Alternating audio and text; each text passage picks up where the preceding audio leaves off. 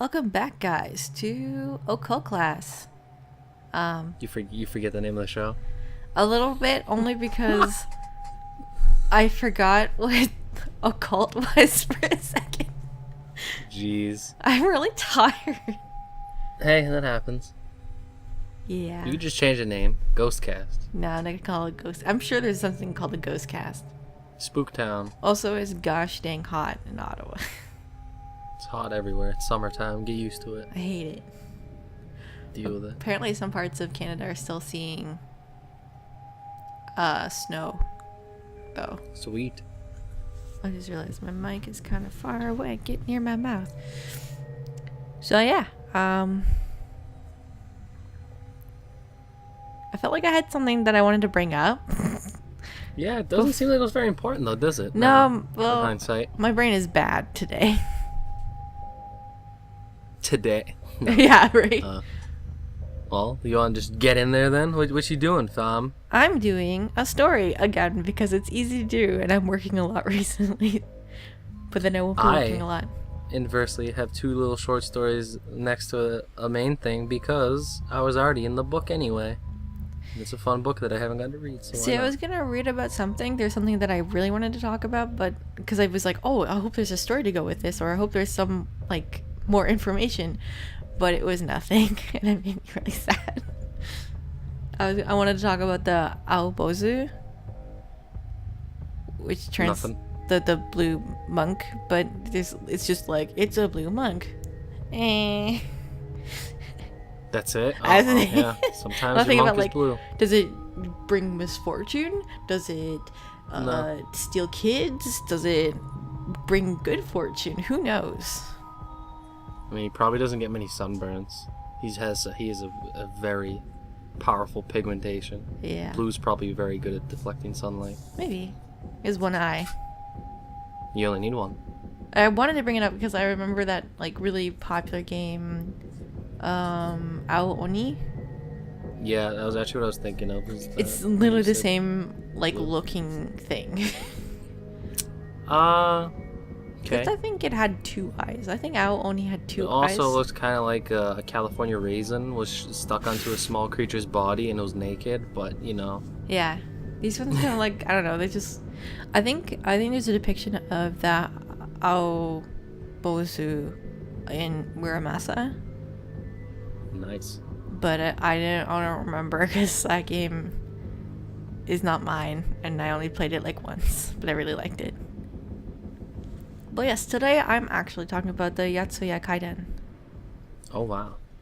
Which is like the biggest ghost story, I think, in Japan. How so? How so? It's been adapted into many different films and plays. It is famously known because it is a kabuki style play. Oh, kabuki's pretty neat. Yeah. I would definitely love to see this if I could. But yeah, there's like 5 acts to it, and I will be talking about them.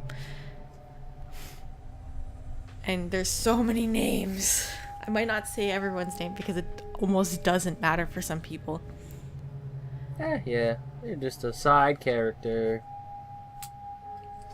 So basically, what you need to know is Tamiya Iemon is married to a woman named Oiwa, and her last name is Yotsuya. That's why it's called the Yotsuya Kaidan. Yes, that's correct. Sorry, I was just like kind of rereading it, and I'm like, I think that's correct. So Iemon, who is a Ronin, is having a very heated discussion with his father. That means he's a samurai, right? Yes. Cool. He is a warrior of sorts. But he's a samurai that does not have a master. Yeah. He's masterless. Masterless. So if it was at the time of the Shinsengumi, he might be outlawed. As in killed. Because that's what they did.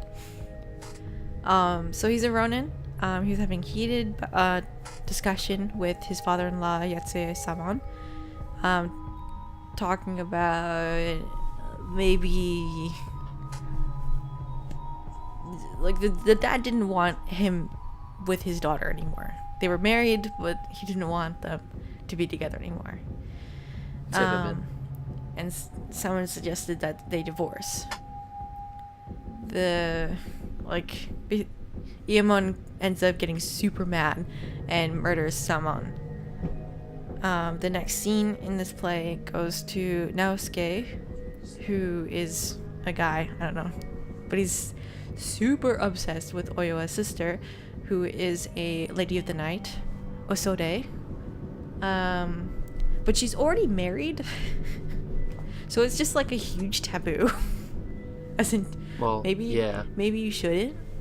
Make the Skrilla. The man that she's married to is Sato Yomoshichi. Yomoshichi. Sato Yomoshichi. I can talk. So the whole thing, he's just like making sexual advances on her at the brothel that she works at, and the owner and her husband forcibly remove him from the brothel, and Osode kind of like makes fun of him as they go, and he gets a little bit mad.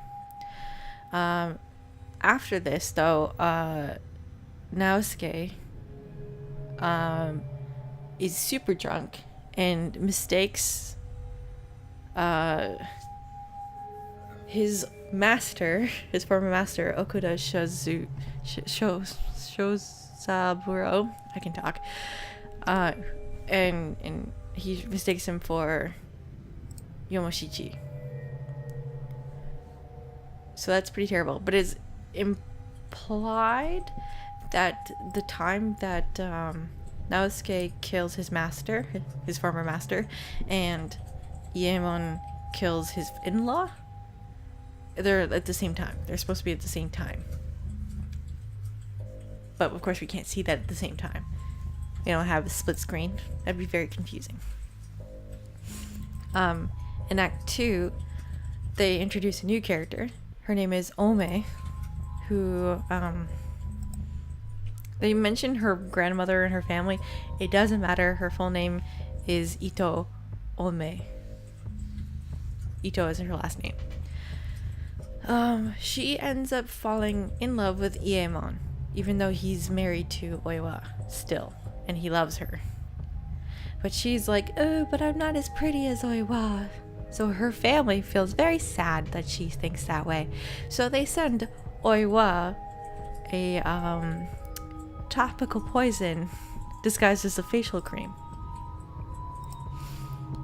And Oiwa uses this facial cream and is instantly like scarred and burned from this cream, and she gets all like deformed and stuff like that. Which is terrible. Like she obviously got like acid to the face. And all because of a silly girl who couldn't just get over it. So Iemon ends up seeing his wife all disfigured, and then he decides, I don't want to be married to this woman anymore because she is ugly, because that's what you do. And so what does he do? He asks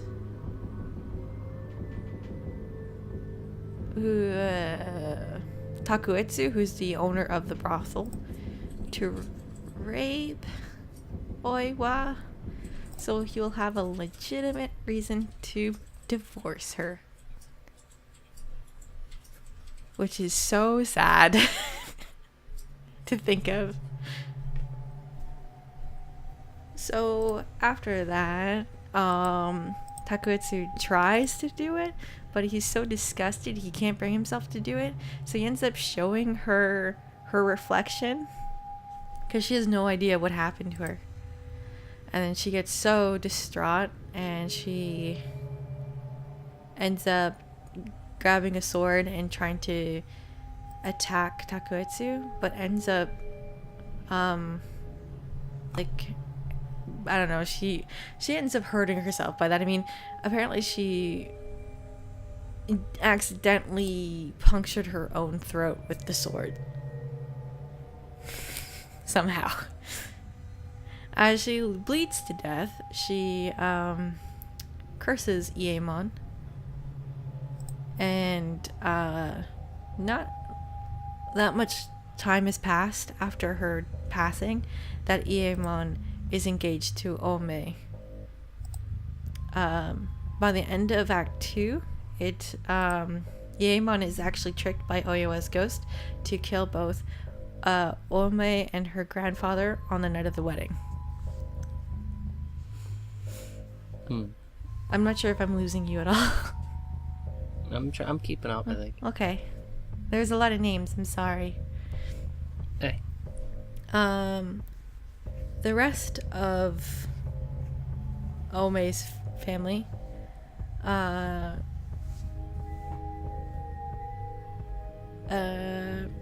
think they were killed. I think they just kind of one by one just die.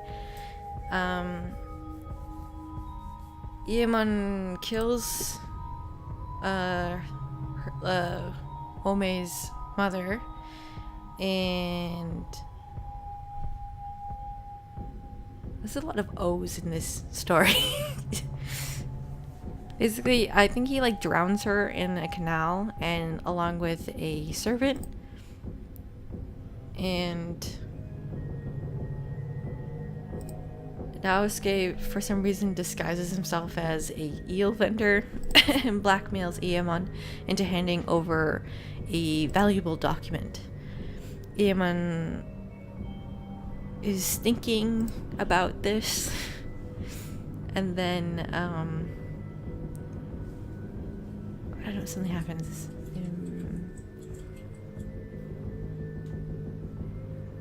I guess a lot of them show up. There's basically all the other guys, Yomashiki and Naosuke and Iemon fight over this document. Oh, I didn't mention this, but while I think is it in Act 1 or 2,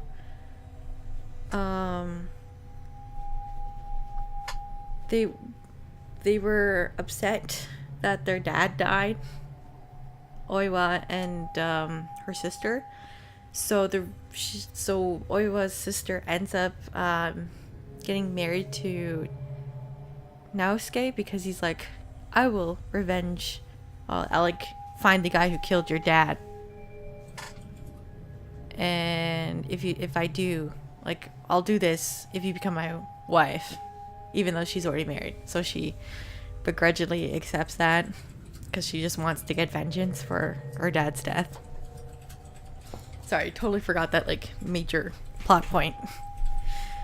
Because later on, Naosuke is trying to get Osade to have sex with him to consummate their marriage, and she doesn't want to.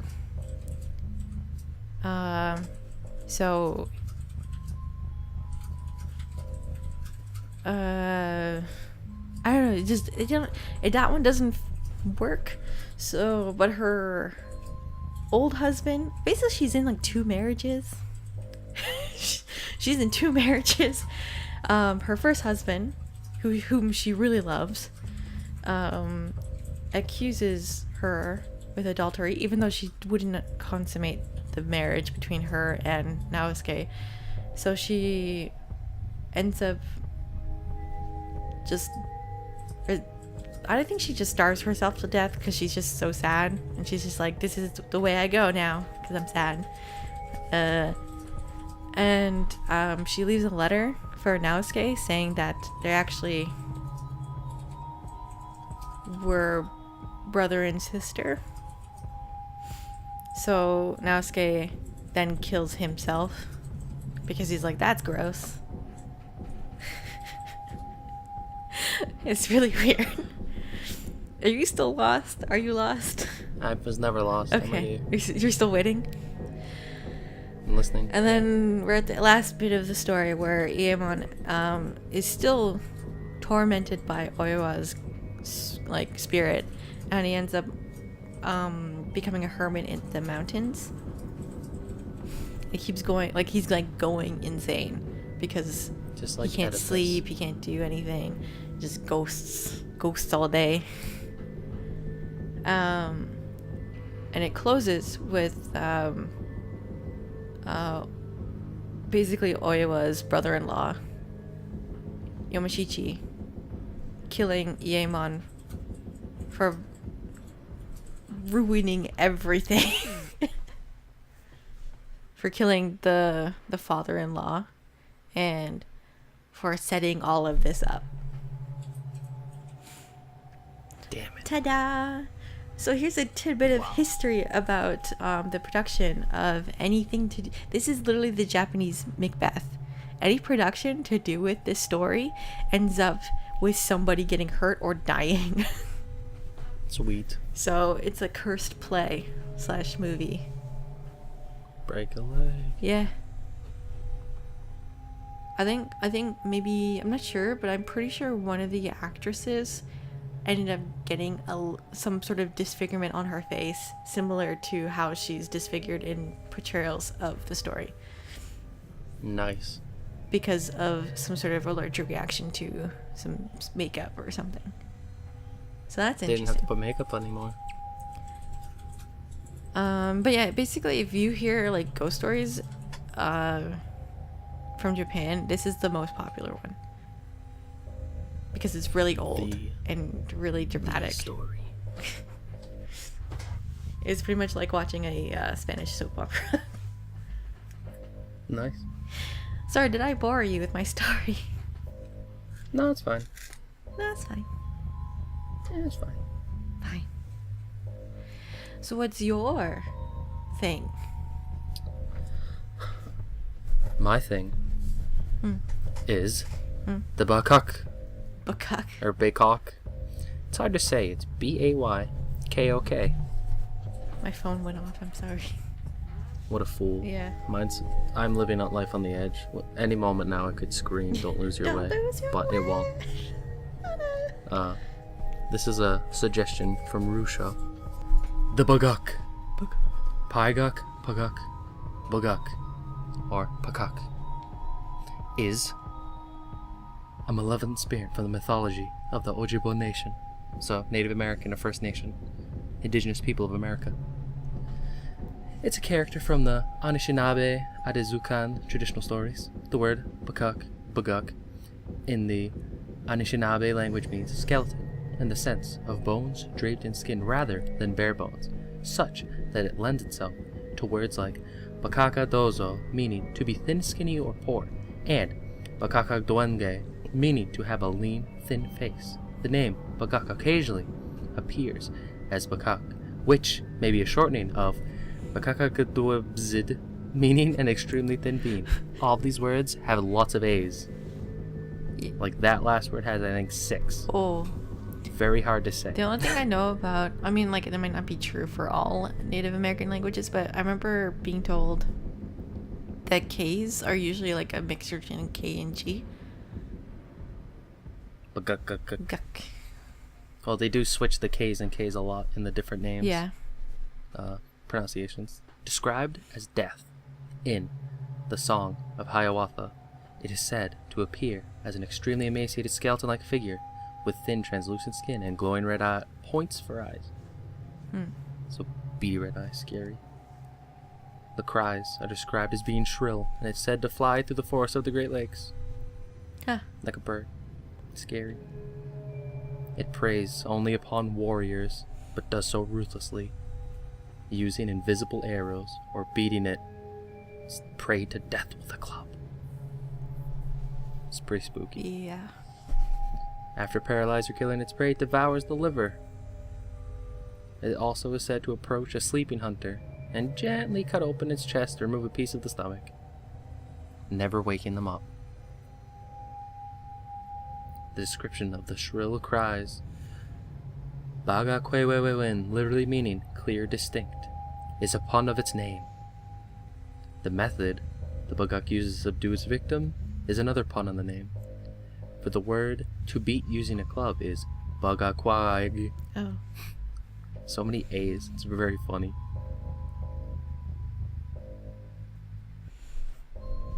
And that's about it. That's it? Oh, I thought there would be more.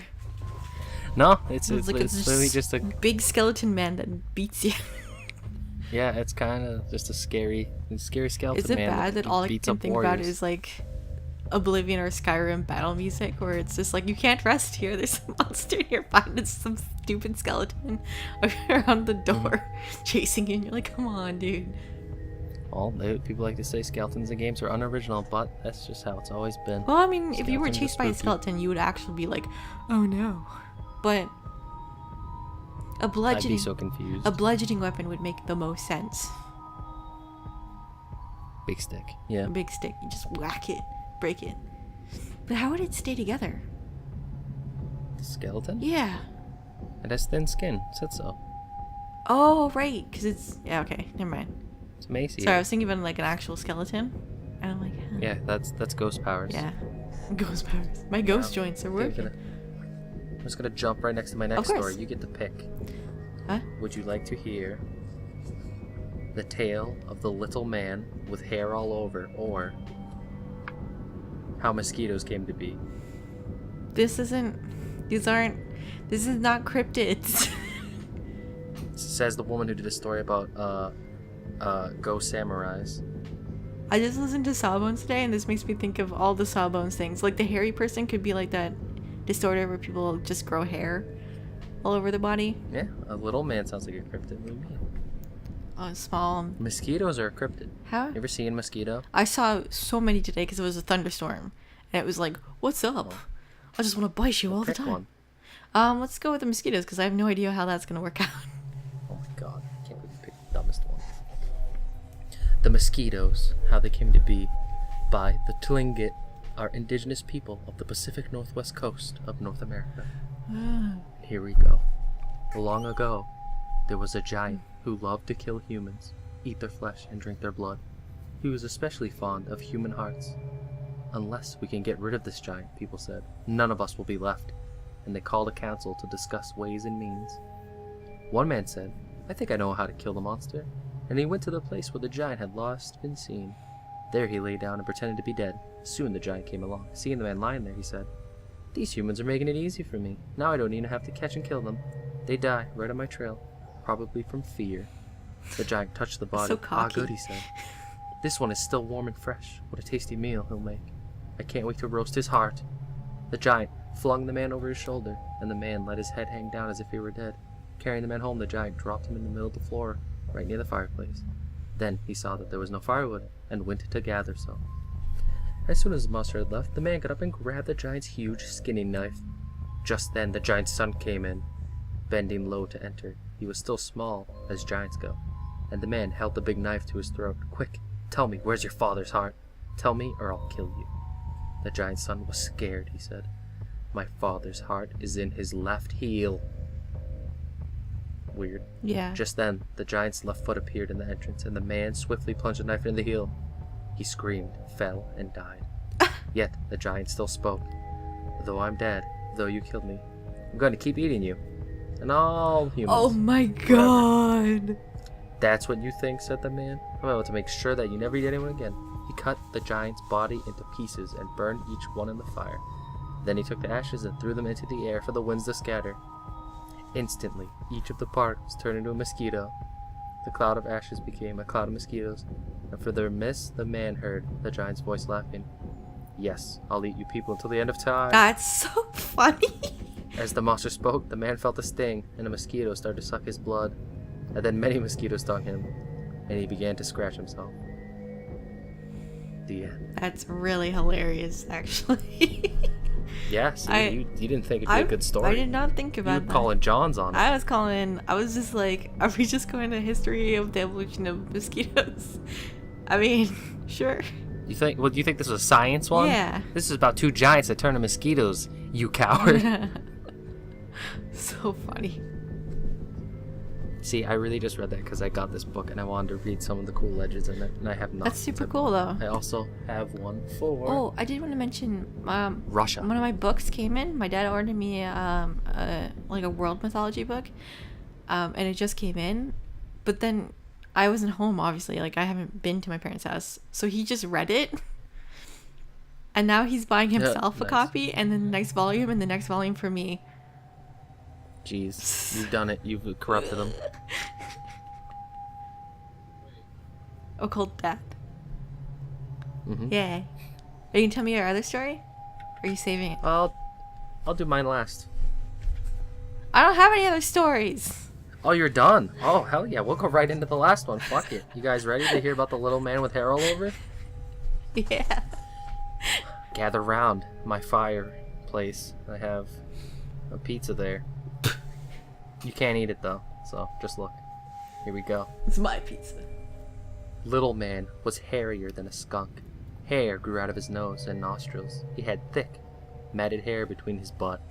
He was not particularly good looking, and he smelled as if he didn't wash often, but he was merry and laughed a lot, and he never had any trouble finding pretty girls to share his blanket. What? Oh, he's a ladies' man, even though he's ugly. He was always on the move, eager to discover new things. Little man with hair all over was small, but he succeeded in everything he did. He was tough in fight, so they called for him whenever there was something dangerous to do. When a bear monster went on a rampage, ripping up lodges with his huge claws and eating people, the little man with hair all over had no trouble killing it. His grateful people gave him a magic knife. One time when little man was traveling, he met two brothers and asked what they were up to. "We're looking for an adventure," they said. "That's what I'm doing. Let's join up and travel together." And the little man, "What do they call you?" "My name is Smoky Mountain," one said, the oldest.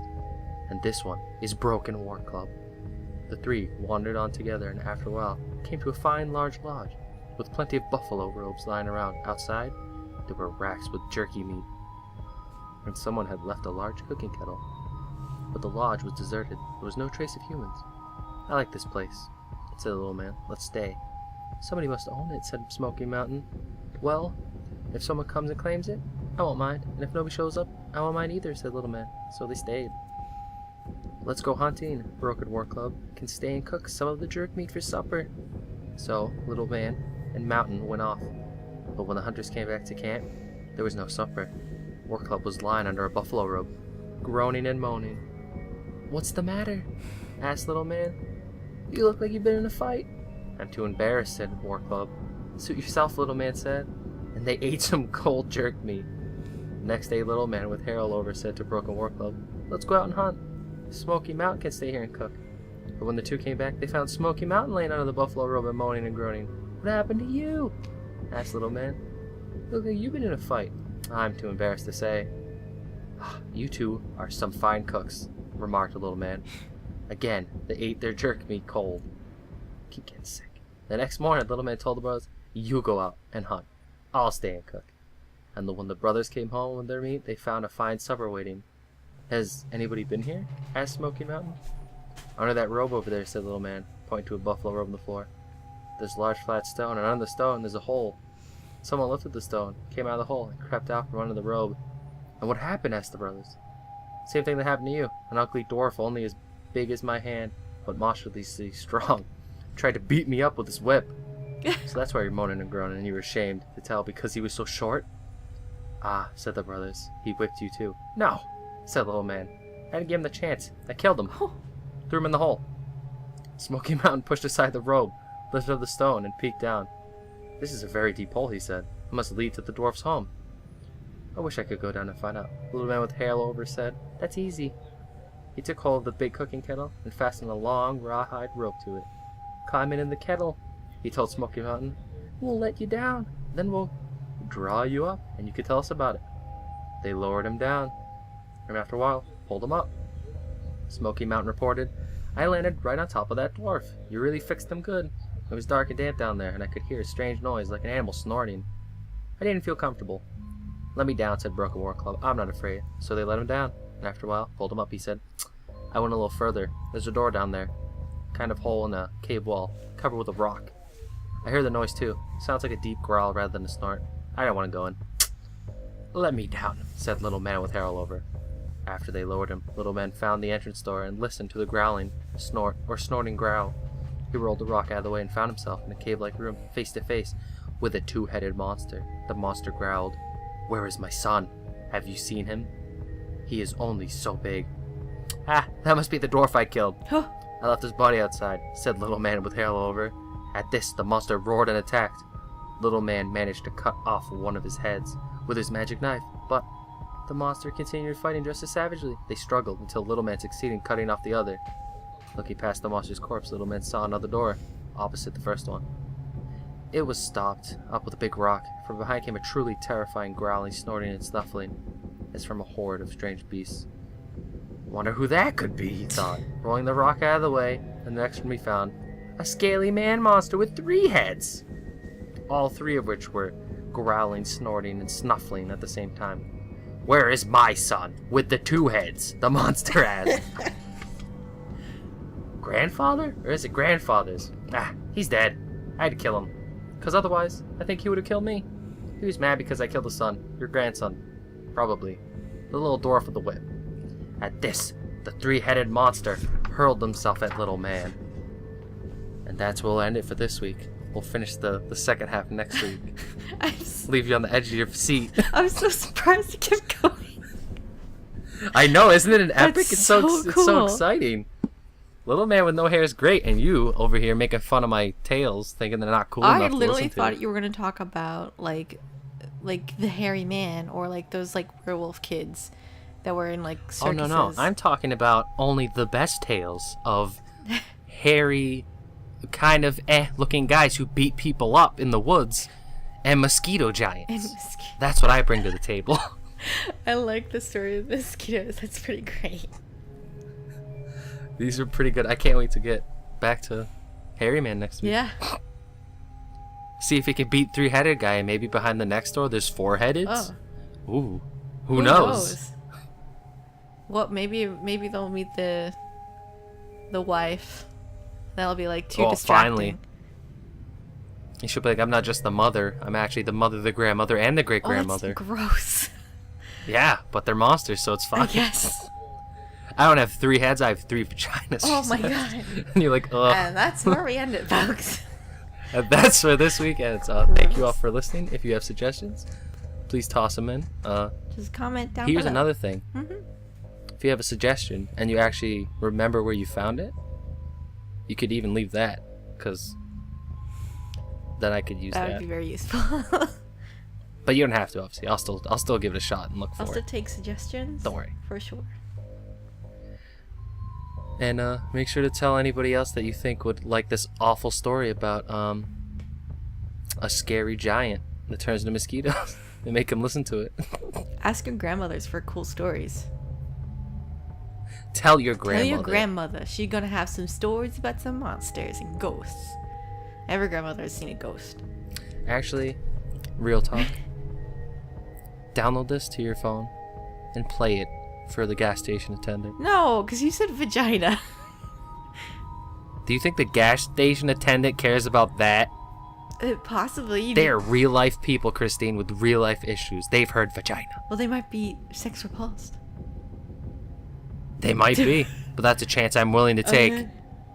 This week of Occult Class, if they say no thank you, just leave and be kind. Yeah, be kind. That's how you handle that.